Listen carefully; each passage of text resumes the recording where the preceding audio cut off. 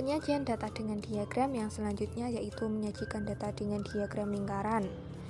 Apa itu diagram lingkaran? Bagaimana cara menyajikan data dalam diagram lingkaran? Yuk simak video selanjutnya. Diagram lingkaran merupakan diagram yang disajikan dalam bentuk lingkaran dan digunakan untuk menunjukkan perbandingan terhadap keseluruhan. Besar daerah dinyatakan dengan persen atau derajat. Besar sudut pusat lingkar dalam suatu lingkaran adalah 360 derajat. Langkah menggambar diagram lingkaran yang pertama yaitu menentukan jumlah keseluruhan data.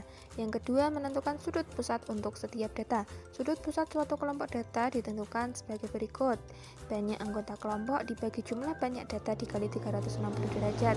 Setelah itu, gambar sudut pusat yang diperoleh pada lingkaran.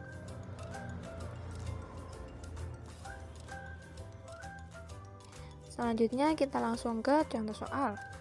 Berdasarkan hasil polling terhadap sejumlah orang yang memilih negara tim sepak bola yang akan menjadi juara Piala Eropa 2004, diperoleh data seperti tabel di samping.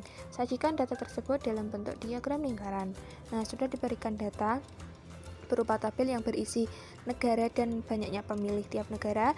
Kemudian data tersebut kita ubah ke dalam bentuk diagram lingkaran.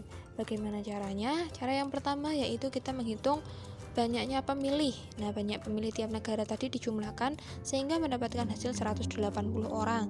Setelah itu menghitung besaran sudut pada diagram lingkaran dengan rumus banyak anggota kelompok dibagi jumlah banyak data dikali 360 derajat. Nah, tiap negara tersebut dihitung berdasarkan rumus sehingga akan memperolehkan hasil besaran sudut tiap negaranya. Nah, selanjutnya yaitu menggambar diagram lingkaran.